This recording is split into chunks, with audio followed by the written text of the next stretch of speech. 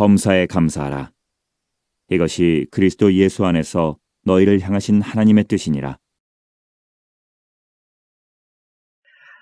1년을 하루같이 수고하고 땀 흘릴 수 있도록 우리에게 기회를 주시고 아름다운 열매를 맺게 하신 하나님께 감사를 드립니다.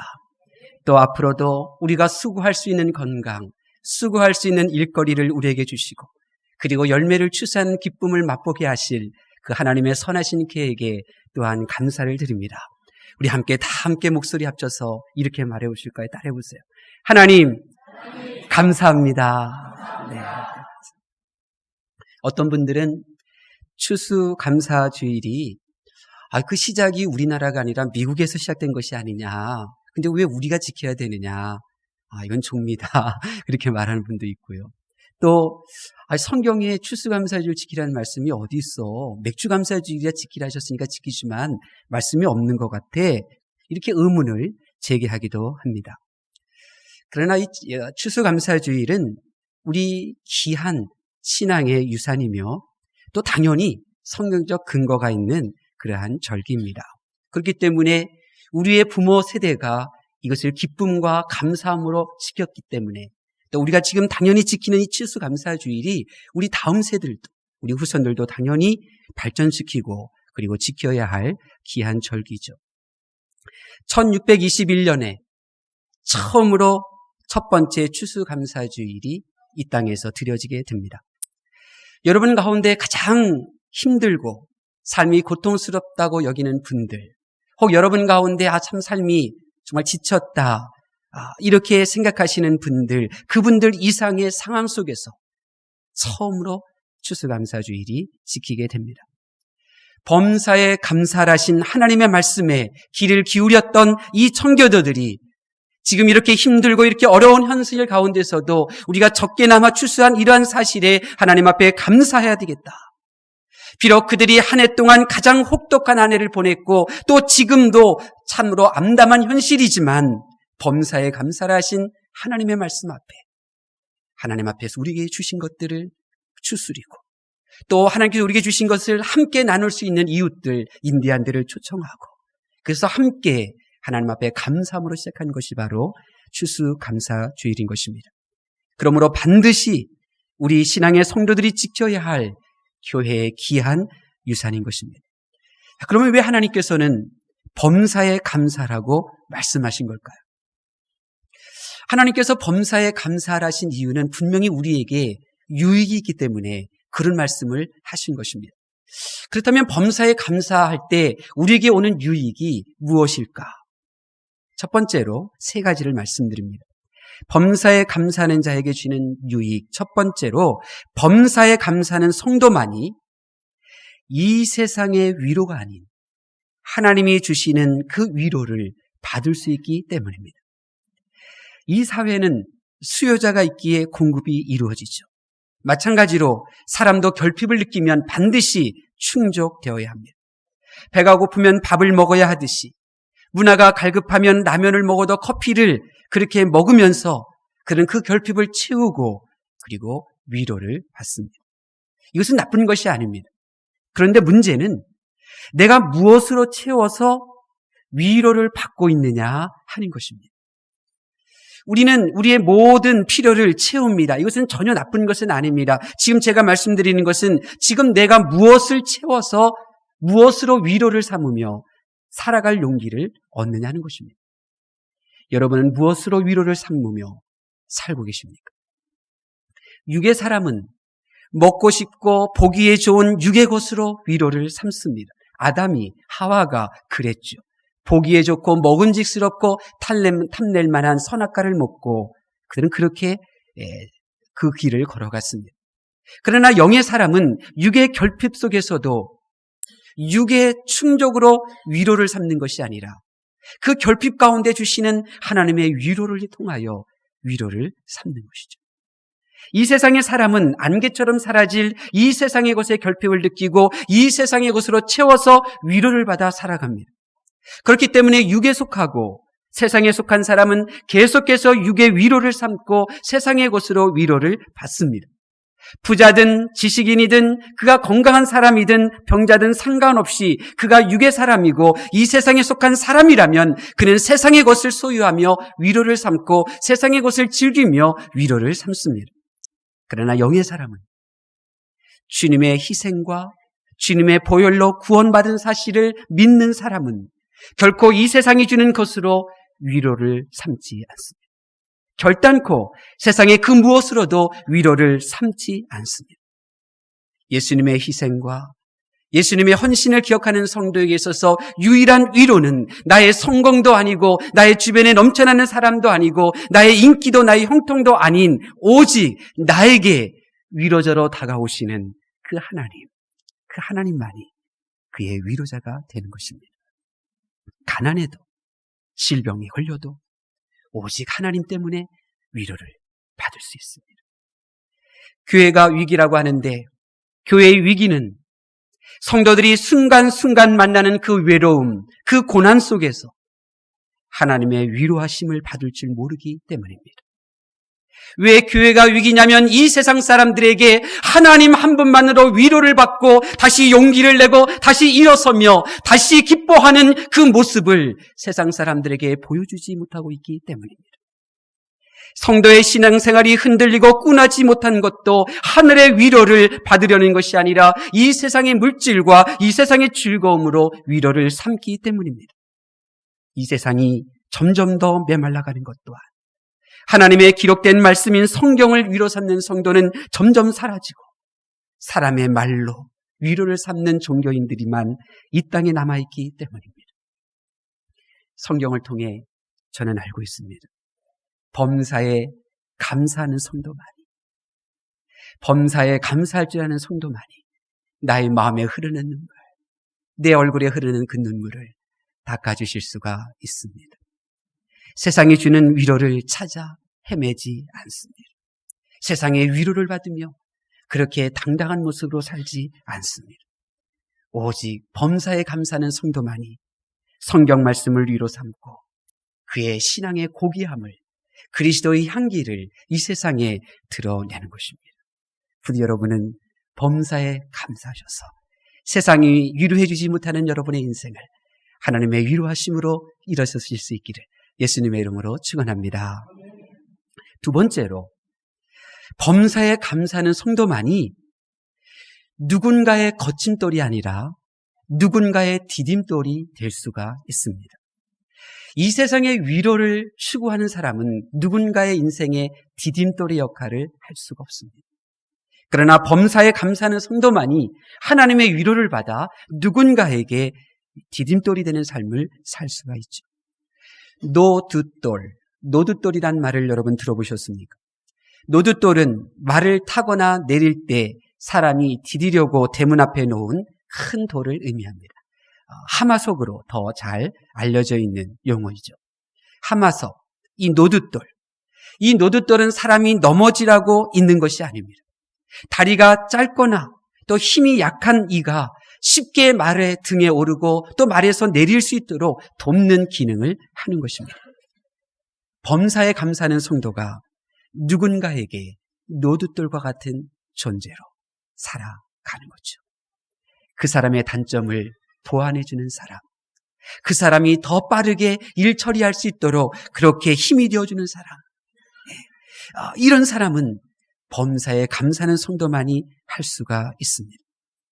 노두돌, 이처럼 유용한 노두돌도 한번 생각해 보십시오.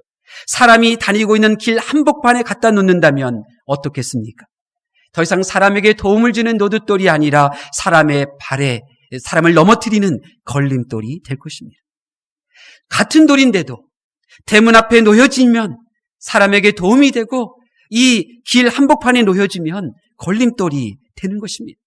같은 돌인데도 그 돌이 어디에 놓이느냐에 따라 노두돌이 되기도 하고 걸림돌이 되기도 하는 것입니다. 마찬가지입니다. 범사에 감사라는 하나님의 이 말씀이 여러분의 마음과 여러분의 생각 속에 놓여져 있느냐, 아니면 여러분의 마음과 생각 밖에 놓여 있느냐에 따라서 내가 그를 도와주는 사람이 되기도 하고 그를 실망시키게 하는 그런 사람이 되는 것입니다. 돌을 길바닥에 놓으면 걸림돌이 되지만 땅이 질적거리는 곳에 놓으면 모두를 건네주는 징검돌이 되는 것입니다. 다시 말씀드리면 범사에 감사할 줄 아는 마음은 모든 사람 속에 있는 그 악함, 그 죄의 추악함을 드러내지를 않습니다. 범사에 감사하지 않는 사람과 만나면 나의 인간의 죄악성이, 잠재되어져 있던 죄성이 드러나지요. 그런데 범사에 감사하는 사람을 만나게 되면 나의 죄성은 사라지고 오히려 내 안에 있는 잠재되어져 있던 선함이 드러나게 되는 것입니다. 그래서 범사에 감사하는 사람을 만나면 나를 존귀하게 만들죠. 나를 추하게 만드는 것이 아니라 나를 존귀하게 만들어 가는 것입니다. 내가 범사에 감사하면 나는 그런 삶을 살 수가 있게 되는 것입니다. 범사에 감사할 줄 모르면 남의 인생에 걸림돌이 되고 오히려 그의 인생을 정말 추하게 만들어 가는 것입니다. 범사에 감사하신 이 말씀, 여러분의 마음속에 있습니까? 범사에 감사하신 이 말씀의 이 돌이 여러분의 생각 속에 있습니까? 범사에 감사하신 말씀은 내가 듣기에 하나님의 말씀은 이것입니다. 진호야, 범사에 감사라는 이 말씀의 돌을 너의 생각과 너의 마음속에 놓고 옮기지 마라. 저는 이 말씀을 이렇게 받아들입니다. 이스라엘 백성이 약속의 땅에 들어갈 때 여리고 성을 칼 한 번 휘두르지 않고 무너뜨렸습니다. 얼마나 감사합니까? 그런데 이 마음과 생각에 감사의 돌이 놓여져 있지 않던 아간이라고 하는 자는 이렇게 생각하죠. 아니 왜 우리가 승리한 저 패배자들의 물건을 왜 가지지 못하고 다 불태워야 되는가? 그리고는 옷가지와 그리고 금을 숨겨놓죠. 이 일로 인하여 이스라엘 백성들이 두 번째 전투인 작은 아이성과의 싸움에서 패배합니다. 많은 이가 생명을 잃게 됩니다. 여러분, 내가 그의 인생에서 걸림돌인가? 아니면 공동체의 디딤돌이 될 것인가? 범사에 감사라는 말씀이 나의 인생 어디에 놓여 있느냐에 따라 결정되는 것입니다. 살펴보십시오. 여러분의 생각을. 살펴보십시오. 여러분의 마음속을. 거기에 범사에 감사란 하나님의 말씀이 자리 잡고 있습니까? 범사에 감사하신 말씀을 내 마음과 생각에 놓은 성도는 마치 김치똑 안에 그 김치를 눌러놓는 넓적한 돌과 같습니다. 저는 예전에 보았어요. 그 김치 큰 항아리 똑에 맨 위에 김치를 다 포개놓고 맨 위에 넓은 돌멩이 하나를 올려놓는 거를. 그걸 김치돌이라고 하죠. 네. 범사에 감사하는 사람은 이런 사람입니다. 내 주변에 있는 미성숙한 사람, 자기만 위해서 살고 자기 가족만 알고 자기 인생만 즐기던 그 사람을 반드시 날 위하여 죽으신 그 예수님 앞에 내가 한 번뿐인 이 몸을 가지고 이 세상에 어떻게 살았는지를 기록한 그 행위의 책이 펼쳐지게 되는 그날을 기억하게 하고 그날 날 위하여 죽으신 그 예수님 앞에 나도 주님을 위하여 이렇게 헌신했노라고 말 한마디 할 수 있도록 그를 변화시키는 것입니다. 저는 믿습니다. 범사에 감사할 때 그 순간부터 누군가에게 걸림돌이 되는 인생은 끝이 납니다. 범사에 감사하는 그 순간부터 하나님께서는 그 인생을 사용하셔서 누군가의 사람에게 또 하나님의 몸된 교회에 유익이 되는 귀한 존재로 새롭게 창조해 주시는 것입니다.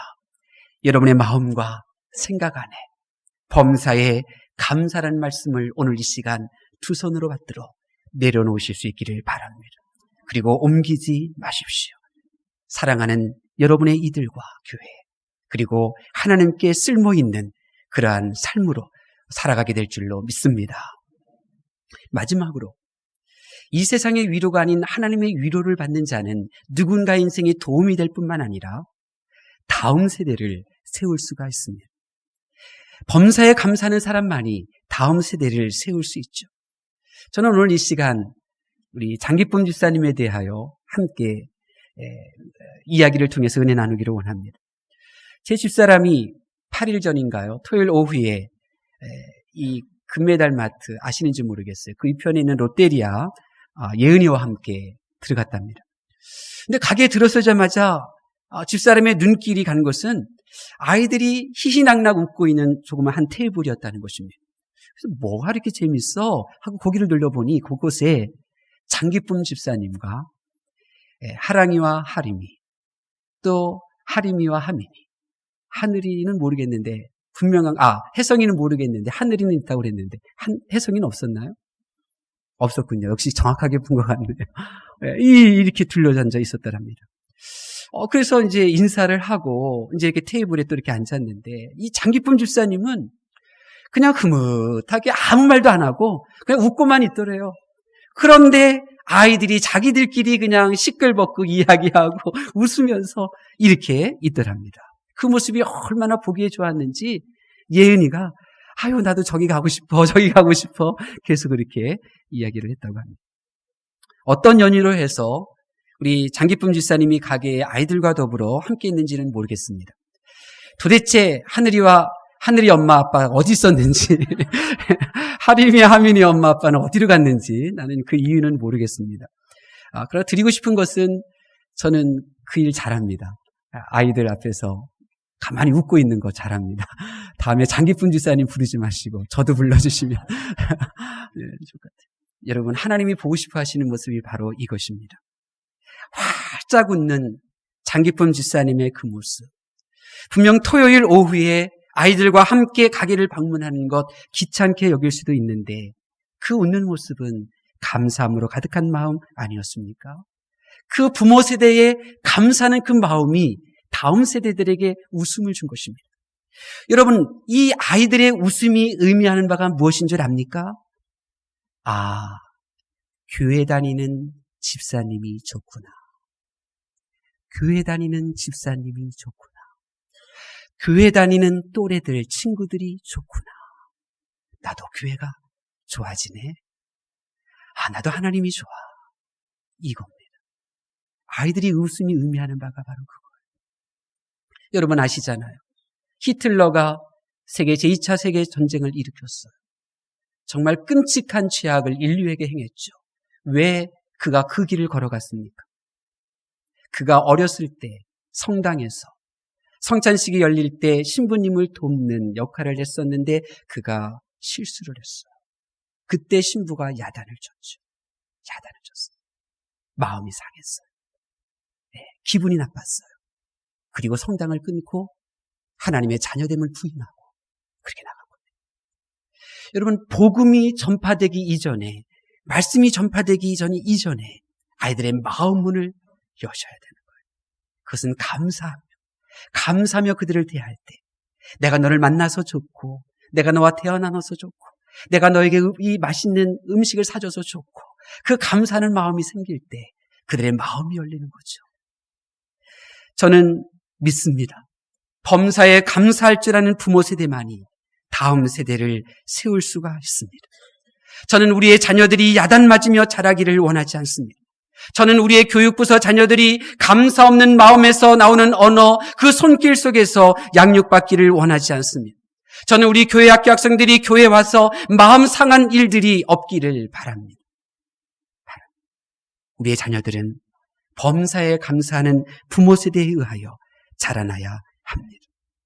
감사함으로 짜증을 이겨내고 감사함으로 나의 힘든 부분을 견뎌내는 이 부모 세대를 통해 양육된 다음 세대들만이 이 세상의 위로를 쫓아 방황하는 이들이 아니라 하나님의 위로를 받아들일 수 있으며 감사하는 부모 세대의 돌봄을 통하여 성장한 다음 세대들만이 나를 위한 삶이 아니라 나보다 약한 이들을 도와줄 줄 아는 그러한 열린 생각으로 살아갈 수 있게 되는 것입니다. 저는 알고 있습니다. 감사하는 부모 세대를 보면서 자란 다음 세대들은 자기가 바위 인생이 아니어도 괜찮아 합니다. 자기가 왜 작은 돌멩이인지 방황하지 않습니다.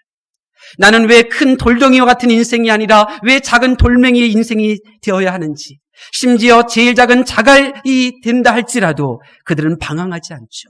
그들은 그 자체를 자신감 있게 행복하게 받아들일 수 있습니다. 둥글둥글한 몽우리들이든 모가 나고 날카로운 섬돌이든 감사하는 마음 안에서 다듬어지게 되는 것입니다. 저는 성경을 통하여 알게 됩니다. 감사는 더 큰 감사를 낳으며 감사가 담아내지 못하는 인생은 이 세상에 없다는 것을 말입니다. 사랑하는 성도 여러분, 저는 지금 하나님께서 범사에 감사를 하신 그 이유에 대하여 세 가지를 말씀드렸습니다. 범사에 감사하는 삶에게는 유익이 있습니다. 이 세상에 위로를 받는 자가 아니라 하나님의 위로를 받을 수가 있죠. 누군가의 걸림돌이 되는 인생이 아니라 약자를, 부족한 이들을 세워주고 도와주는 디딤돌과 같은 인생이 됩니다. 나아가 우리 교회를, 이 복음을 책임질 다음 세대들을 거룩하신 하나님의 보좌 앞으로 그들의 마음을 열어 이끌 수가 있는 것입니다. 이 세 가지 유익이 우리 북악교회와 북악교회 온 성도들에게 가득하기를 예수님의 이름으로 축원합니다. 자, 그렇다면 우리가 어떻게 범사에 감사할 수 있을까요? 범사에 감사할 때 오는 유익이 이렇게 너무나 귀하고 너무나 큰데, 그렇다면 내가 어떻게 범사에 감사할 수 있을까요? 청나라 2대 황제인 태종 홍타이지. 이 홍타이지는 인구 100만 명의 만주족을 이끌고 1억 명의 인구를 가진 명나라를 정복했는데 큰 역할을 했던 사람이었습니다. 대단한 사람이죠. 어떻게 그 100만 명밖에 되지 않은 그 인구를 가지고 1억 명의 명나라를 멸망시킬 수 있었을까? 대단합니다. 근데 그가 쓴 그에 대한 책들이 이제 몇 권 나와 있는데 거기 보면 그 홍타이지가 강조한 것이 세 가지가 있습니다. 끈기, 내부를 다지는 조직력, 그리고 타민족도 끌어안을 수 있었던 포용력이었습니다. 저는 끈기, 내부를 다지는 조직력, 그리고 타민족도 끌어안을 수 있었던 포용력, 여기에서 우리가 범사에 감사할 수 있는 그러한 지혜를 저는 얻었습니다.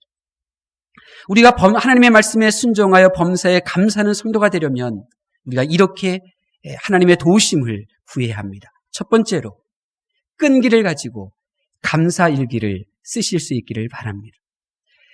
일반 사회생활도 끈기가 필요하듯이 신앙생활에도 끈기가 필요합니다. 특히 범사에 감사하는 성도의 그 완숙함에 이르기 위하여서는 이 끈기를 가지고 매일매일 감사일기를 쓰는 것이 중요합니다. 제가 몇 해 전에 청년들과 함께 감사일기를 이제 쓰자고 해서 함께 썼던 적이 있었습니다. 개인적으로 잠자기 전에 5가지 기록하다 보니까 좀 이제 한두 달 지나가니까 힘들더라고요. 그래서 3가지로 줄였어요. 근데 3가지를 또 쓰다 보니까 좀 부담이 되더라고요. 감사일기 어떻게 쓰지? 부담이 되더라고요. 그래서 지금은 1가지만 쓰니까 참 편합니다. 24시간 중에 1가지의 감사는 쉽게 쓸 수가 있겠더라고요. 너무 쉽습니다. 여러분, 범사에 감사할 수 있는 하나님의 성도들이 되기 위하여 오늘부터 끈기를 가지고 감사일기를 쓰실 수 있기를 바랍니다. 캘리포니아 대학교에 로버트 에먼스 교수가 있습니다. 이 로버트 에먼스 교수는 이 감사의 이 효능에 대해서 과학적으로 증명하기 위하여 이 학문을 연구하는 사람입니다. 근데 그의 연구 중에 이런 내용이 나옵니다.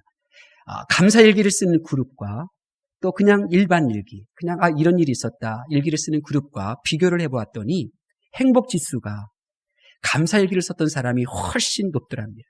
75%나 말이죠. 대단한 것 아닙니까?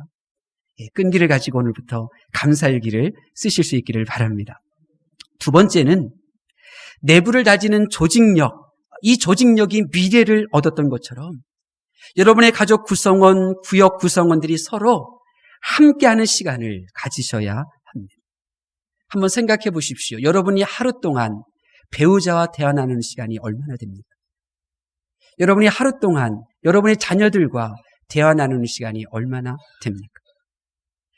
땅 위로 내민 돌멩이의 뾰족한 부분을 돌뿌리라고 합니다. 이 돌뿌리, 사람은 누구나 예외 없이 이 돌뿌리가 있습니다. 제 마음속에도 있습니다. 뾰족한 부분이 있어요. 다 있습니다. 어른이나 아이나 상관없습니다. 그리고 혈육이나 이웃이나 상관없이 누구에든 돌뿌리를 들이댑니다. 다 마찬가지입니다. 근데 우리가 이 돌뿌리를 들이대지 않으려면 우리 혈육에게 또 이웃에게 성도들에게 총뿌리, 발뿌리, 손뿌리 더 이상 겨누지 않으려면 그들과 더불어 함께 즐겁게 웃고 함께 놀고 함께 밥 먹는 그런 시간을 가지셔야 합니다. 제가 읽은 책에 이런 내용이 나오더라고요. 사람은 옳은 말 하는 사람의 소리를 듣지 않고 자기와 친한 사람의 말을 듣는다. 그렇게 나오더라고요. 여러분, 여러분의 식구들과 친밀한 시간을, 함께하는 시간을 가지십시오. 여러분이 사랑하는 사람에게 줄 수 있는 최상의 선물은 그들과 함께하는 시간을 더 많이 확보해 나가는 것입니다. 여러분이 사랑하는 이들에게 줄 수 있는 가장 큰 선물은 그 친밀한 관계를 유지하기 위하여 또 함께 하는 것입니다. 돈이 아닙니다. 돈이 아닙니다. 너무 직장에 가정을 희생시키시면서까지 그렇게 다니지 마세요. 여러분의 이 자녀와 그 함께 할 수 있는 시간이 또 언제 있습니까? 지금 놓치면 없는 거예요. 구역 식구들과 언제 또 할 수 있겠어요? 지금 놓치면. 다음에는 할 수 없는 거예요. 우리 정말 로이스 선교회, 이제는 정태선 목사님이 저 남해안으로 서해안으로 한번 가자 해도 이제는 이해하고 따라 나설 수 있는 분들이 별로 없어요. 별로 없어요. 이제 좀 움직일 만한 여력이 있는데 이제는 몸이 안 따라주는 거죠. 기회를 놓치지 마십시오. 할 수 있거든 함께 하는 시간을 가지셔요. 그러면 범사에 감사할 수 있습니다. 마지막으로 이것이 정말 여러분에게 드리고 싶은 말입니다. 우리가 범사에 감사하려면 타민족을 끌어안았던 이 포용력을 키우기 위하여 여행을 가셔야 합니다. 여행을 가셔야 합니다. 여행의 가장 큰 유익은 다른 문화 속에서 사는 사람들을 이 사람들은 이렇게 사는구나, 이렇게 살 수도 있구나, 이런 것도 먹을 수 있구나, 이것도 음식이 될 수 있구나, 그들의 삶을 수용하는 생각이 커지죠. 곧 마음이 넓어지는 것을 의미합니다. 그러므로 범사에 감사하려면 여행을 가십시오. 저는 올해 여행 많이 다녔습니다. 여행 많이 다녔어요. 어디요? 말씀을 통한 성경 속의 세계로 많이 다녔어요. 저는 골고다 언덕, 예수님이 그 십자가에 못 박히시는 그 장소로 저는 여행을 떠났어요. 그리하여 나의 마음을, 그분의 마음을 나의 마음에 담아 넓혀요. 그분의 생각을 나의 생각에 담아 넓힙니다. 여러분, 여행을 가십시오. 제가 이 세상 여행을 말씀드리는 것 아닙니다. 저는 올해 여행 간 곳 없어요. 육신적으로. 비행기 탄 적도 없어요. 지하철 기차 탄 적도 없어요. 그런데 저는 누구보다도 여행을 많이 다녔어요. 말씀을 묵상하며 날 위하여 지금도 내가 머물 천국 처소, 그 천국 처소를 만들고 계시는 그 하나님의 나라로 나는 여행을 다녀왔습니다. 날 위하여 십자가에 못 박히시고 고난당하신 그 주님이 계신 그곳, 그 골고다 언덕으로도 저는 말씀을 묵상하며 여행을 다녀왔습니다. 바울 사도는 세 번째 하늘, 즉 천국에 이르는 경험으로 그가 결코 용서할 수 없었던 마가 요한을 용서하였고 용서하였을 뿐만 아니라 그를 동역자로 다시 초대하기도 하였습니다. 말씀으로 여행을 다니십시오. 그 말씀의 여행을 통하여 여러분의 생각이 커지고 마음이 넓어지게 될 것입니다. 어떻게든 범사에 감사하려고 시도하십시오. 범사에 감사하려고 할 때 하나님께서는 여러분을 그런 성도가 되게 하시고 이 세 가지 유익을 저 여러분에게 주실 줄로 믿습니다. 기도하겠습니다.